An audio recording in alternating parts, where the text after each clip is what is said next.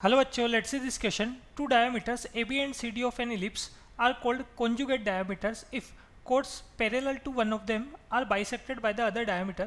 It is found that the difference of eccentric angles of A and C is pi by 2. Let the equation of ellipse be 9x square plus 16y square equal to 144. The area of quadrilateral formed by the tangents at the end of conjugate diameters AB and CD, where A 12 by 5 and 12/5 clear. X coordinate 12/5 है और Y coordinate भी कैसा हमारे पास 12/5 है. ठीक है, तो देखिए यहाँ जो आपके पास इलिप्स की इक्वेशन है ये 9x square plus 16y square equal to 144. यहाँ से अगर हम बात करें इसको स्टैंडर्ड फॉर्म में कन्वर्ट करेंगे तो 144 डिवाइड होगा LHS में. तो यहाँ पे हमारे पास एक्स स्क्वायर या 144 पूरी इक्वेशन में डिवाइड होगा तो X square upon 16 plus Y square upon 9 equal to 1 ऐसा हो जाएगा. तो कंपेयर कराएं अगर इसको स्टैंडर्ड फॉर्म से तो ए स्क्वायर की वैल्यू 16 है और बी स्क्वायर की वैल्यू हमारे पास बन रही है 9. तो इसका मतलब सिंपल हमारे पास ए जो है वो 4 हो चुका है और बी की वैल्यू कितनी हो चुकी है 3 हो चुकी है. ठीक है, अब देखें यहाँ से आगे अगर हम बात करें हमारे पास क्या चल रहा है, ये सिंपल इलिप्स हमने नोट किया. इसके लिए पहले हमने क्या किया, पर एक्स एक्सिस और वाई एक्सिस ले लिया. ठीक है, ये एक्स एक्सिस हो गया हमारे पास, ये वाई एक्सिस हो गया. यहाँ पर ये कुछ इस तरीके का हमारे पास इलिप्स हो गया है. क्लियर. अब देखें आपके पास क्या हो रहा है, दो डायमीटर चल रहे हैं ए बी और सी डी. ठीक है, तो ये ए बी और सी डी और कैसे कॉन्जुगेट डायमीटर्स हैं. तो डायमीटर एक तो कहाँ से पास होंगे, ये जो सेंटर पॉइंट हमारे पास हुआ करता है मतलब ओरिजिन पॉइंट से. तो एक डायमीटर तो हमारे पास ये हो गया यहाँ पर. ठीक है, ये सिंपल हमने ए ले लिया और ये बी ले लिया और ए से हमारे पास एक डायमीटर हो गया यहाँ पर, ये सी डी हो गया, ये सी हो गया और ये डी हो गया. क्लियर. अब देखो यहाँ पे हमारे पास क्या चल रहा है, ये जो इनके एक्सेंट्रिक एंगल चल रहे हैं इनमें कितना डिफरेंस चल रहा है, पाई बाई 2 का. ठीक, और साथ में हम बात करें यहाँ पर, या फिर सिंपल आप क्या करो इसको पाई बाई 2 नहीं दिखा के बस जो आप यहाँ पर पैरामेट्रिक फॉर्म में कोऑर्डिनेट्स लेंगे ए और सी के, है ना, उनमें डिफरेंस लेंगे अब कितना पाई बाई 2 का. तो ए के कोऑर्डिनेट चल रहे हैं 12/5 12/5. ठीक है, अब देखो यहाँ अगर हम बात करें पैरामेट्रिक फॉर्म में हमारे पास जो कोऑर्डिनेट होते हैं वो कैसे होते हैं, इलिप्स पे पैरामेट्रिक फॉर्म में जो कोऑर्डिनेट होते हैं वो होते हैं A cos theta B sine theta.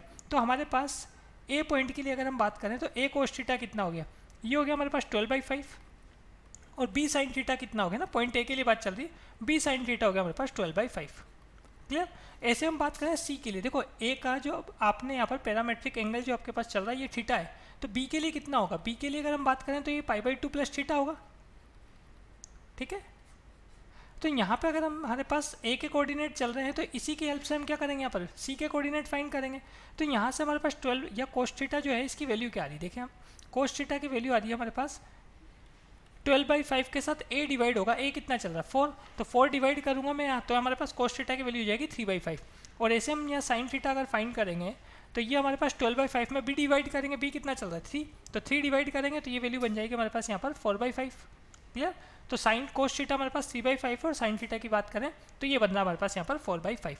Clear. अब देखो सी पॉइंट जो है, ए पॉइंट के कोऑर्डिनेट हमारे पास क्या थे, ए पॉइंट के कोऑर्डिनेट थे A cos theta B sine theta.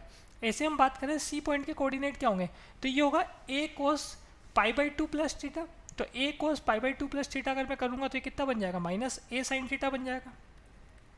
और सी का वाई कोऑर्डिनेट क्या होगा, ये होगा हमारे पास यहाँ पर B sine pi by 2 plus theta. तो ये बन जाएगा बी कोस थीटा. क्लियर. तो यहाँ पर वैल्यू पुट कर देते हैं माइनस ए हमारे पास कितना आया था, ए की अगर हम बात करें तो ए चल रहा है हमारे पास 4, साइन थीटा चल रहा है हमारे पास 4/5 कोमा बी हमारे पास 3 चल रहा है और कोस थीटा चल रहा है 3/5. क्लियर. तो सी पॉइंट के कोऑर्डिनेट हो जाते हैं -16/5 9/5. क्लियर. ये हमारे पास यहाँ पर सी पॉइंट के कोऑर्डिनेट बन जाते हैं.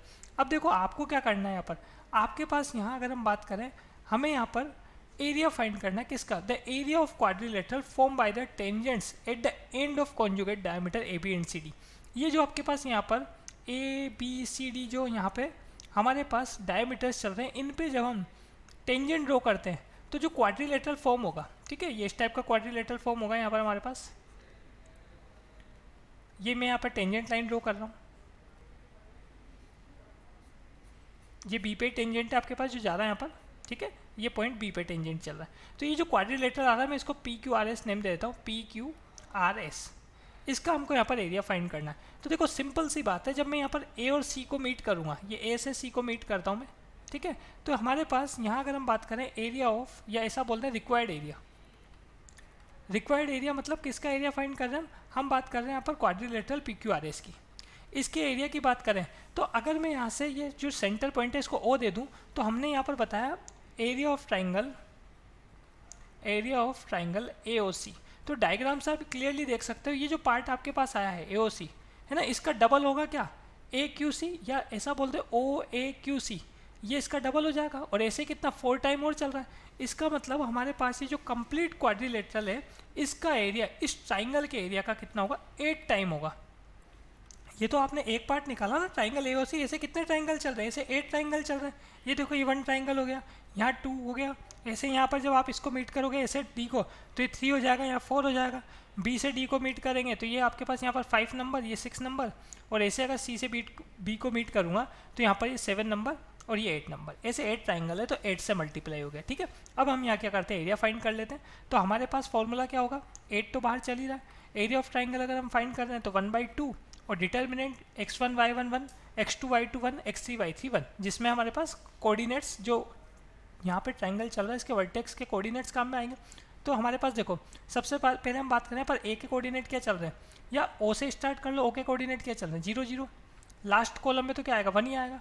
फिर ऐसे हम बात करें पर ए के कोऑर्डिनेट क्या चल रहे हैं, ये चल रहे हैं हमारे पास 12/5, और ऐसे हम बात करें यहाँ पर जो हमारे पास सी पॉइंट है इसके कोऑर्डिनेट क्या चल रहे हैं, ये आता है हमारे पास -16/5, 9/5, और साथ में हमारे पास कितना आ रहा है 1 आ रहा है यहाँ पर। क्लियर, तो 1 तो हम पहले ही ले चुके हैं। क्लियर, तो ये हमारे पास डिटर्मिनेंट बन जाएगा यहाँ पर। इस डिटर्मिनेंट की हमको क्या करनी है, वैल्यू फाइंड करनी है यहाँ पर। एरिया जो है ऑलवेज पॉजिटिव होता है। ठीक है, इसको सॉल्व करेंगे हम यहाँ पर। तो सिंपल हमारे पास बाहर 4 चल रहा है, एक्सपांशन कर लेते हैं किससे, रो 1 से। तो ये हमारे पास जो रिक्वायर्ड एरिया चल रहा है 4 इंटू रो 1 से अगर हम एक्सपांशन करेंगे तो हमारे पास 1 के साथ कितना बनेगा, देखिए आप यहाँ पर सिंपल, ये आपके पास 1 के साथ एक तो 12/5 इंटू 9/5 मल्टीप्लाई होगा, तो 12/5 इंटू 9/5, और माइनस में हमारे पास आएगा यहाँ पर 12/5 के साथ 16/5। क्लियर, तो माइनस माइनस प्लस हो जाएगा ये। ठीक, तो हमारे पास ये 12/5 और इंटू में 16/5 देख ले आप यहाँ पर, और ये माइनस माइनस क्या हो गया आपके पास प्लस हो जाएगा, तो प्लस कर दिया हमने 16/5। इसको सॉल्व कर लेते हैं। तो इसको सॉल्व करेंगे तो डिनोमिनेटर में 25 है ना, 5 5 25, तो हमारे पास क्या आ जाएगा कॉमन आ जाएगा। और बात करें ये 12 भी कॉमन आ रहा है हमारे पास, न्यूमिनेटर में 9 + 16 कितना बचेगा 25 बनेगा, तो 25 से 25 कैंसिल हो जाएगा। 12 × 4 अगर हम करेंगे तो ये बन जाएगा हमारे पास यहाँ पर 48। क्लियर, तो देख लेते हैं हम यहाँ पर। Final answer is option number D. Best of luck.